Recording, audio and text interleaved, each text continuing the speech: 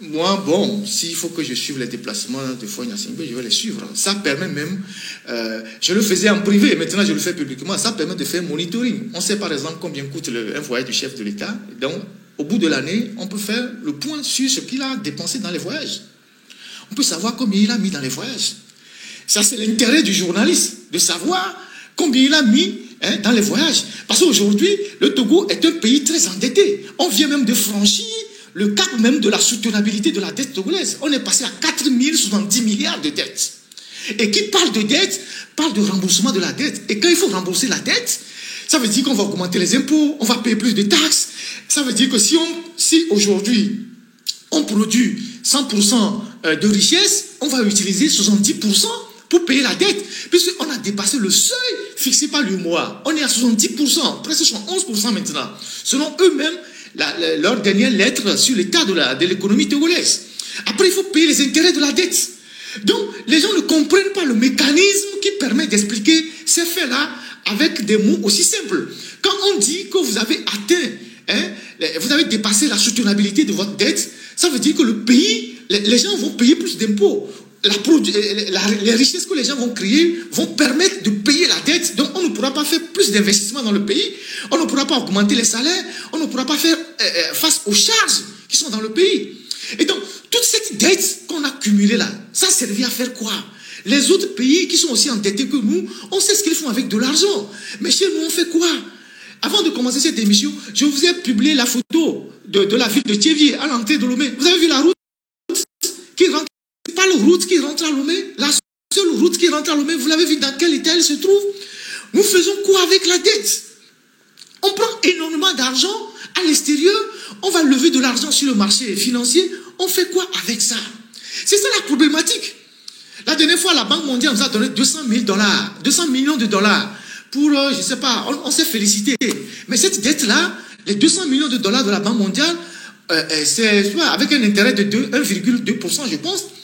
On va commencer par la payer à partir de 2035. On va la payer jusqu'en 2072. On va la payer jusqu'à 2072. 2072, Foy Gnassingbé ne sera plus au pouvoir. Mais il aura endetté le pays jusqu'à cette période-là. Donc, imaginez ce qui se passe.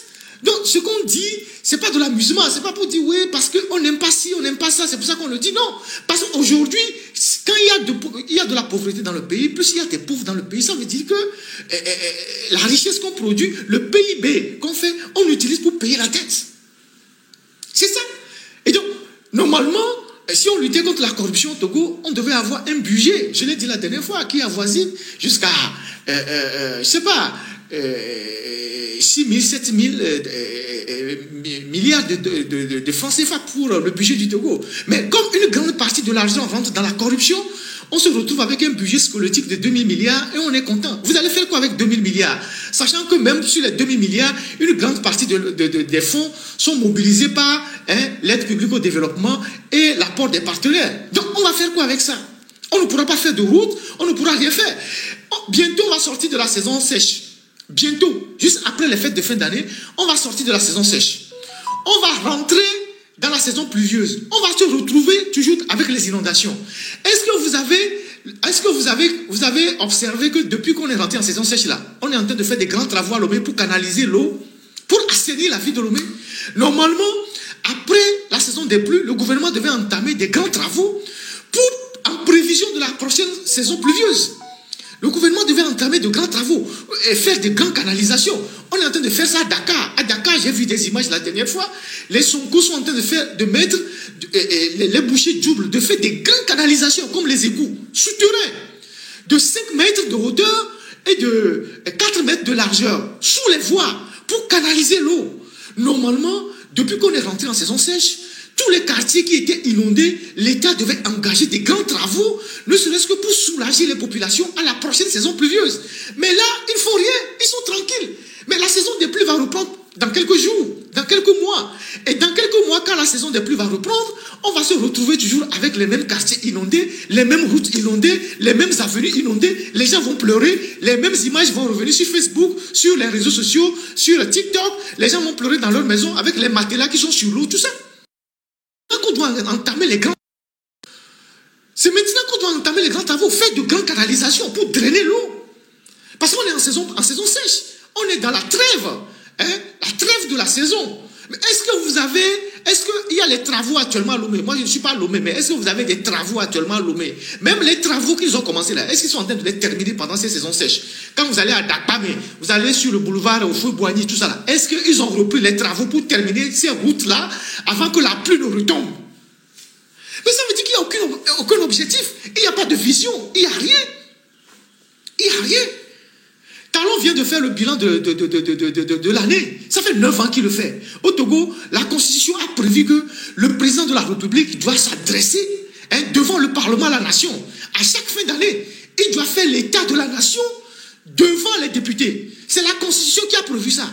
Que le président de la République doit faire l'état de la nation devant les députés. Dire, toute l'année, on a fait quoi? Quelles sont les difficultés qu'on a rencontrées? L'année prochaine, qu'est-ce qu'on va faire? Quels sont les investissements prioritaires? Qu'est-ce qu'on va faire ici? Qu'est-ce qu'on va faire là-bas? Est-ce que vous l'avez entendu faire quelque chose? Zéro cocorico.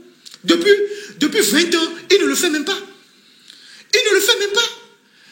La Constitution qu'eux-mêmes, ils ont modifiée et qui leur donne l'obligation d'aller s'adresser devant les députés. Les députés même qui sont acquis à leur cause, puisque les députés, ils sont majoritairement de unir.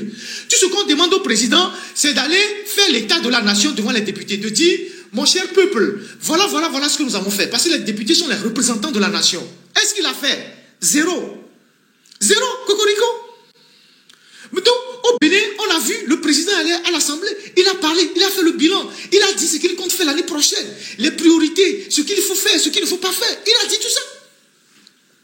Ça, c'est la culture de rendre compte. C'est dans la Constitution togolaise. Mais là, vous l'avez entendu? Zéro. Zéro. Il ne sait même pas qu'il y a un Parlement. Il ne sait même pas qu'il y a des députés. Les députés ne sont utiles pour lui que quand il faut leur donner des instructions pour modifier la Constitution ou bien pour faire des conneries, c'est tout. Donc, on est dans une république où personne ne rend compte de la gestion qui est faite du pays. C'est une république quand même. Même si ça a l'air d'être une royauté ou une monarchie, pour le moment c'est une république. Et la république a des lois que tout le monde doit respecter. Si on dit dans la République que le président de la République doit s'adresser chaque fin d'année devant le Parlement pour faire l'état de la nation, il ne peut pas dire, moi, je ne m'adresse pas aux députés. C'est pas normal. Donc, on ne sait pas si demain, il y aura de grands travaux à Lomé. On ne sait rien. On ne sait pas ce qui est prévu. On ne sait rien. Donc, bientôt, les pluies vont recommencer. Et quand les pluies vont recommencer, tous les quartiers de Lomé seront encore inondés. Les quartiers périphériques seront inondés. Les gens seront encore là avec leurs enfants, leurs matelas, leurs chaises, leurs assiettes, leurs casseroles en train de pleurer. Oh, mi va milo, milo. Chaque année, c'est la même chose. Chaque année, c'est la même chose. Alors que là où on est là, on devait commencer de grands chantiers. Oui, quelqu'un me dit, oui, quelqu'un dit dans les commentaires, oui, même Oligui, oui, il est venu il y a à peine 1 an et demi, il a commencé des grands travaux, il fait des choses partout, même qu'on l'aime, qu'on ne l'aime pas. Le plus important, c'est qu'il travaille pour son peuple. C'est ça la réalité. Moi, je dis à des gens qui viennent me critiquer, les gens de unir, tout ça, je dis, mais écoutez, personne n'en veut personnellement à Faure Gnassingbé. Faure Gnassingbé n'a pas pris la femme de quelqu'un pour qu'on lui soit, je ne sais pas, non. Tout ce qu'on demande à Faure Gnassingbé, c'est de travailler. Parce qu'il est payé à la tête de la République togolaise, pas l'argent du contribuable. Il faut qu'il travaille. Si Faure Gnassingbé avait rattrapé toutes les erreurs que son père avait commises en mettant le Togo sur la voie de développement depuis 20 ans, même s'il y a des gens qui le critiquent, peut-être on va le dire, bon, il est Gnassingbé, les Gnassingbé ont trop duré, il faut qu'il parte. C'est la seule critique qu'on va lui faire. Les gens m'ont dit, Gnassingbé, c'est la seule critique qu'on va lui faire. Même en lui faisant cette critique-là, les gens diront, non, il est là, mais il travaille, non. Certains vont dire, mais il est au doigt, pourquoi vous lui en voulez? Au moins il travaille. Donc lui, il est là, il veut garder le pouvoir, il veut mourir au pouvoir, mais il ne bosse pas. Il ne bosse pas. Il ne bosse pas. Au moins s'il avait mis le pays sur la voie de développement, en faisant des grandes routes, en réhabilitant les rails, en faisant en construisant des universités, des écoles, comme les autres le font, en construisant des marchés modernes, même si quelqu'un le critique, c'est les Togolais même qui vont dire, oh, quand même, il travaille. Les Obiangema là, qui sont en Guinée équatoriale là, qui ont suffisamment volé l'argent du pays là, Vous voyez, est-ce que vous voyez le peuple les critiquer sévèrement? Il y a certains qui critiquent. Mais c'est des gens qui ont changé la physionomie de leur pays en investissant énormément dans leur pays. Ils ont changé la physionomie de leur pays. Avant, les Équatoriens guinéens, ils allaient au Cameroun. C'est le Cameroun qui les nourrissait. C'est dans les hôtels camerounais qu'ils allaient. Mais dès qu'ils ont découvert le pétrole chez eux là, ils ont décidé d'investir une grande partie de la manne du pétrole dans leur pays. Ils ont conçu de nouvelles villes, des routes, des hôtels, des cités. Et qui les critique là-bas? Il y a quelques critiques, mais les gens reconnaissent qu'ils ont travaillé. Mais ici, il faut faire 20 ans au pouvoir. Mais faisons en toute objectivité son bilan. Il n'y a même pas de route pour aller le mettre à Thiévier. Il n'y en a même pas.